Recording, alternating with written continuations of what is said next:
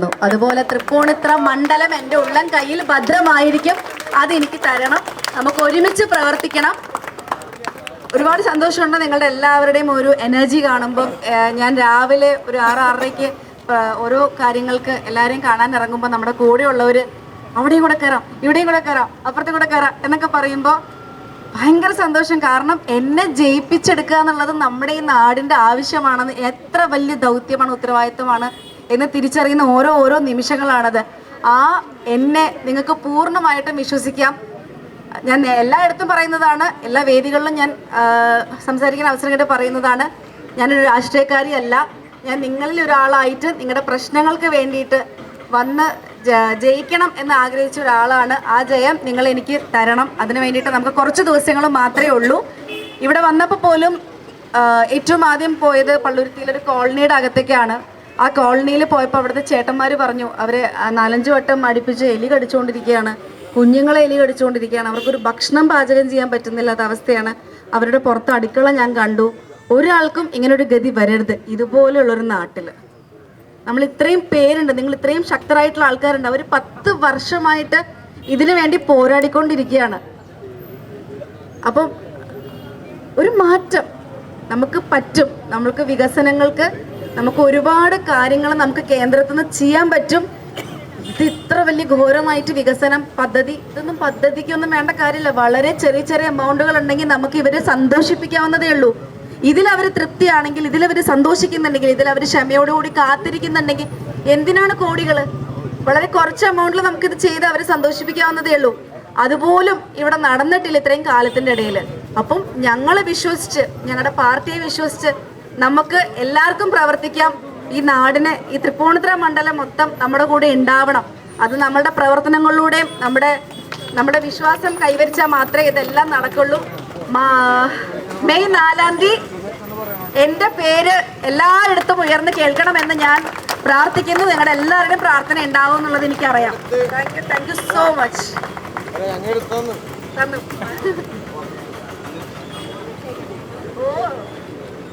നിയോജക മണ്ഡലത്തിലെ ഈ തവണത്തെ സ്ഥാനാർത്ഥി ഇന്ന് NDA മുന്നണിയിലെ BDJS-ഉം 2020-യും അടക്കമുള്ള നിരവധി ഘടകകക്ഷികളുണ്ട്. അത്തരത്തിൽ ഘടകകക്ഷിയുടെ നേതാവായിട്ടുള്ള, സാരഥിയായിട്ടുള്ള അഞ്ജലിയെ വിജയിപ്പിക്കണം എന്ന് അഭ്യർത്ഥിച്ചിട്ടുള്ള പരിപാടികൾ ഇപ്പോൾ ആരംഭിച്ചിരിക്കുകയാണ്. തൃപ്പൂണിത്തുറ നിയോജക മണ്ഡലത്തിൽ മാറ്റം അനിവാര്യമാണ്. ആ മാറ്റത്തിന് ഈ നാട്ടിലെ ജനങ്ങൾ ഇപ്പോൾ തന്നെ തയ്യാറെടുത്തിരിക്കുന്നു. കഴിഞ്ഞ തദ്ദേശ സ്വയംഭരണ സ്ഥാപനങ്ങളിലേക്കുള്ള തെരഞ്ഞെടുപ്പിന്റെ ഫലം വന്നപ്പോ പ്രിയപ്പെട്ടവരെ, ആദ്യമായി നമ്മുടെ ഈ തൃപ്പൂണിത്തുറ നിയോജക മണ്ഡലത്തിൽ ഒരു മാറ്റം ഉണ്ടാക്കിയിരിക്കുന്നു.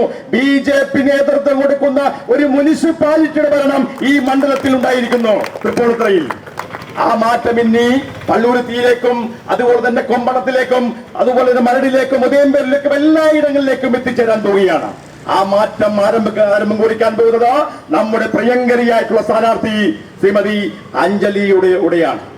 കേരളത്തിൽ മാറ്റം ഉണ്ടാകാൻ പോകുന്നുവെന്ന് നമുക്ക് ഇപ്പോ കഴിഞ്ഞ ദിവസങ്ങളിലെ പത്രമാധ്യമങ്ങളിലും ദൃശ്യമാധ്യമങ്ങളും പരിശോധിച്ചാൽ മനസ്സിലാകും. കാരണം ഇക്കാലം അത്രയും BJP-യെ ഒറ്റയ്ക്കും ഒരു വശത്തേക്ക് മാറ്റി നിർത്തിക്കൊണ്ട് ഇവിടുത്തെ കമ്മ്യൂണിസ്റ്റുകാരനും അവരോടൊപ്പം ചേർന്നുള്ള ഘടകകക്ഷികൾ 8-10 പാർട്ടികൾ ചേർന്ന മുന്നണിയായിരുന്നു.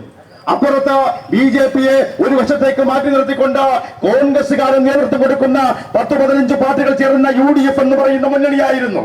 അങ്ങനെ BJP-യെ ഒറ്റക്ക് ഇരുട്ടത്തേക്ക് മാറ്റി നിർത്തി അങ്ങനെ 10-15 പാർട്ടികൾ ചേർന്ന 2 മുന്നണികൾ 30ഓളം പാർട്ടികൾ ചേർന്ന ആ മുന്നണിയാണ് പ്രിയപ്പെട്ടവരെ 5 കൊല്ലം കൂടുമ്പോ കേരളത്തെ ഇങ്ങനെ പങ്കിട്ടെടുത്തുകൊണ്ടിരുന്നത്. ആ ഒരു ചിത്രം ഇന്ന് മാറാൻ പോകുന്നു. BJP ഇനി ഒറ്റയ്ക്കല്ല, BJP നാട്ടിലൊറ്റക്കല്ല പ്രിയപ്പെട്ടവര്. ഈ നാട്ടിലെ അവശത അനുഭവിക്കുന്ന പട്ടിണി പാവങ്ങളായിട്ടുള്ള തൊഴിലാളി വർഗങ്ങളായിട്ടുള്ള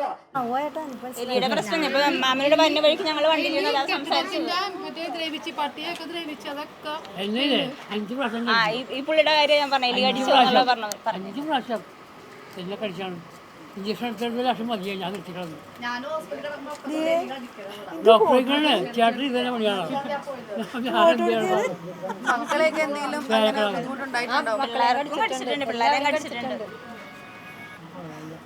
ഭാര്യകൾക്ക് അടിച്ചിട്ടുണ്ട്.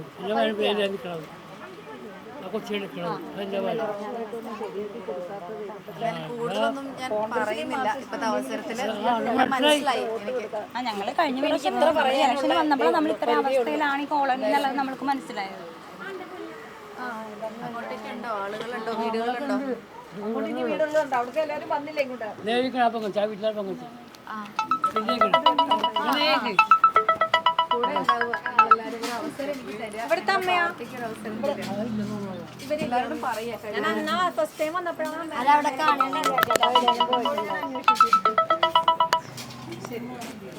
ആ ചടങ്ങ് നിർവഹിക്കുന്നതിനായിട്ടുള്ള BJPയുടെ എറണാകുളം ജില്ലയുടെ ജനറൽ സെക്രട്ടറി ശ്രീമാൻ ശ്രീകുട്ടൻ തുണ്ടത്തിലെ ക്ഷണിച്ചുകൊണ്ട് എന്റെ വാക്കുകൾ നിർത്തുന്നു. നന്ദി, നമസ്കാരം. ജയ് ഹിന്ദ്, ജയ് ഭാരത്.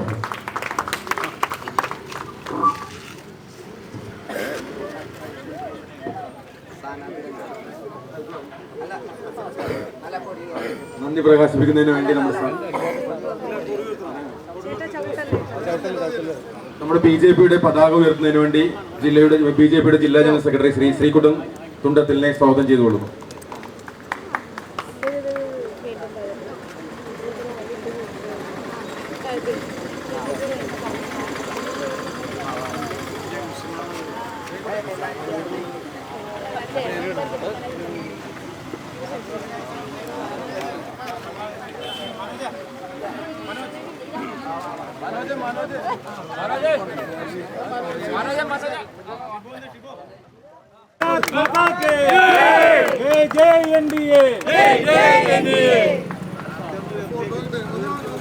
നമ്മുടെ കേരളത്തിന്റെ സ്വന്തം ഫലവൃക്ഷമായ ചക്ക, ആ ചക്ക അടയാളത്തിൽ ഈ നാട്ടിലെ മുഴുവൻ ജനാധിപത്യ വിശ്വാസികളുടെയും ദേശസ്നേഹികളുടെയും ആ പിന്തുണ അർപ്പിക്കണം എന്നുകൂടി സൂചിപ്പിച്ചുകൊണ്ട് ഇവിടെ ഈ ചക്ക എന്ന് പറയുന്ന പൊന്നടയാളം സ്ഥാനാർത്ഥിക്ക് കൈമാറിയ SNDP യോഗത്തിന്റെ കോണങ്കേക്ക് ശാഖയുടെ പ്രസിഡന്റ് കൂടിയായിട്ടുള്ള ശ്രീമാൻ മനോജിന് അഭിവാദ്യങ്ങളും നന്ദിയും ഈ അവസരത്തിൽ അറിയിക്കുകയാണ്. പ്രിയപ്പെട്ടവരെ, എല്ലാവരും ഈ അവസരത്തിൽ ഈ പ്രവർത്തനത്തിൽ പങ്കാളികളാകണം എന്നുകൂടി സൂചിപ്പിച്ചുകൊണ്ട് അടുത്തതായി സ്ഥാനാർത്ഥികളുടെ സ്വീകരണം നൽകുകയാണ്. അതിനുശേഷം ഇവിടെ ഇന്ന് ഭാരതീയ ജനതാ പാർട്ടിയുടെ